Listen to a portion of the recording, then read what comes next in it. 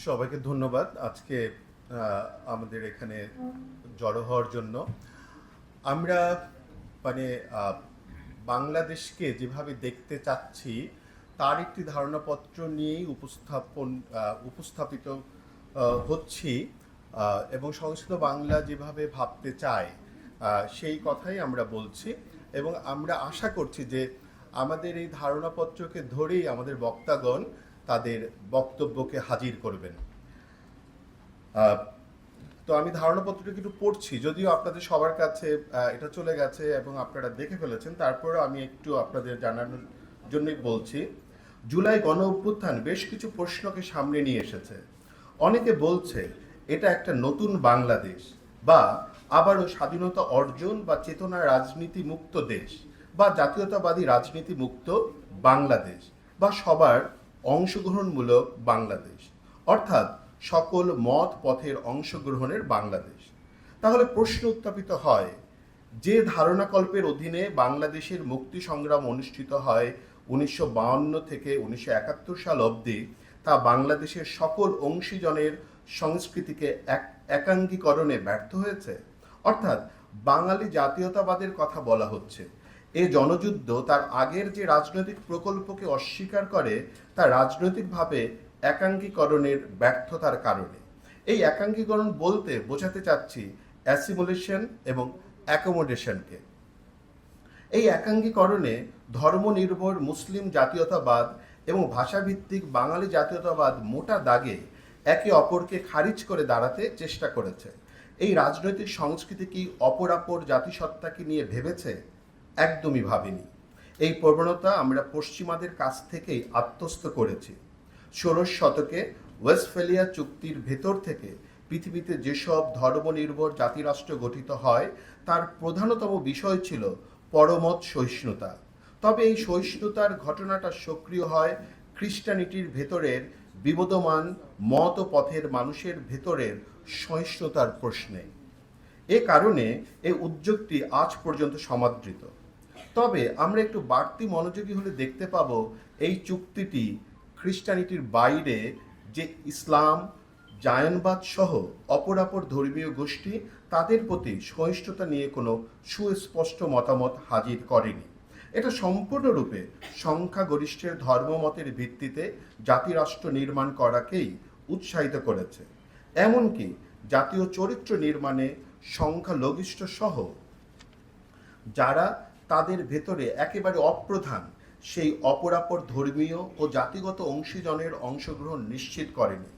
মোটামুটি Max Weber, W Connor, M Hector প্রমুখ প্রখ্যাত চিন্তাবিদগণও মনে করেন সংখ্যাগরিষ্ঠ জনগোষ্ঠীর মতামতের ভিত্তিতেই রাষ্ট্রের জাতীয়তাবাদী সংস্কৃতি গঠিত হবে।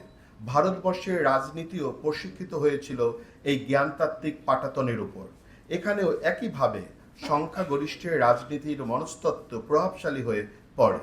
মুসলিম লীগ 1947 পূর্ব সময়ে দুবার নির্বাচনে বিজয় লাভ করলেও তার ভোটারদের বুঝতে ভুল করেছিল। ভোটের প্রকৃতি, এলাকার ভিত্তিতে ভোটারের ধর্মীয় ও জাতিগত ভিন্নতাকে বোঝার ব্যর্থতা স্বরূপ তারা নিজেকে কেবল মুসলিম হিসেবেই বিবেচনা করেছিল। এই দলটি দলিতদের অধিকারের লড়াই থেকে নিজেকে সরিয়ে নেয়। ভারতবর্ষ ভাগ হয় ধর্মনির্ভর দ্বিজাতি তত্ত্বের ভিত্তিতে। 47 পরবর্তী রাজনীতিতে ধর্মভিত্তিক ভাবনা ধর্মকে সংস্কৃতি থেকে বিচ্ছিন্ন করে। এই বিচ্ছিন্নতার প্রয়োগ ঘটে মূলত খারিজি অর্থে।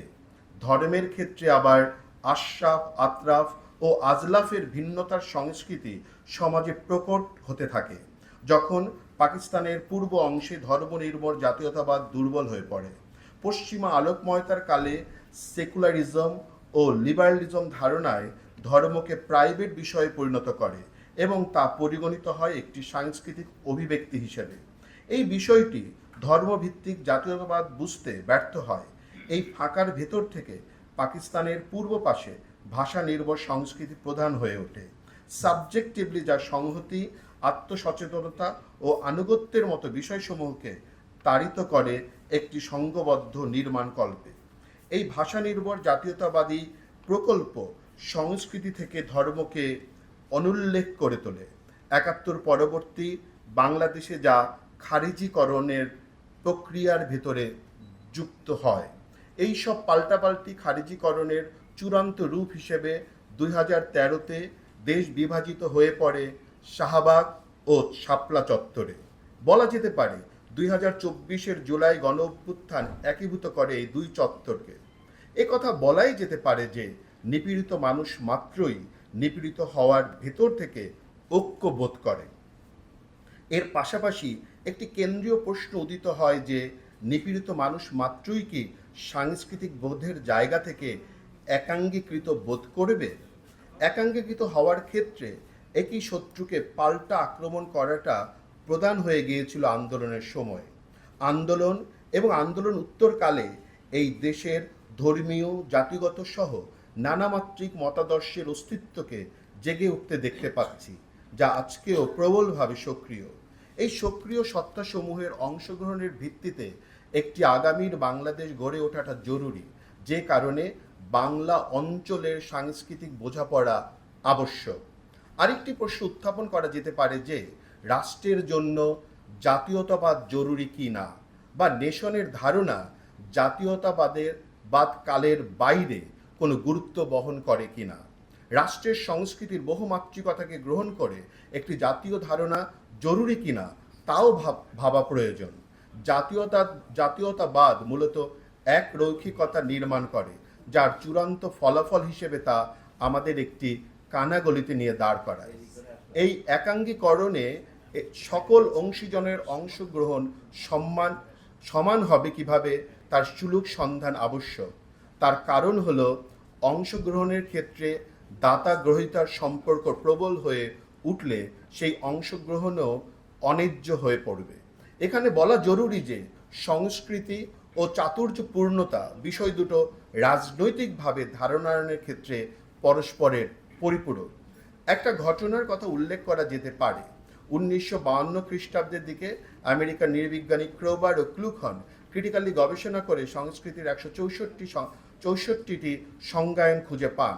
গবেষকদের ভেতরে এই ধরনের সংজ্ঞার ভিন্নতাকে নিয়ে হাজির হতে দেখে এটার বোঝাপড়াকে চাতুর্যপূর্ণই বলা যেতে পারে।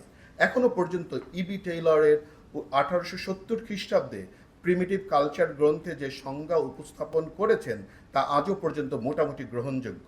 তার সংজ্ঞায়নের আগ্রহের সাথে অপেক্ষা করব আমি এবং আমরা আমাদের আলোচকগণ এই বিষয়গুলোকে কিভাবে দেখেন এবং কিভাবে অংশগ্রহণমূলক করে ভাবেন।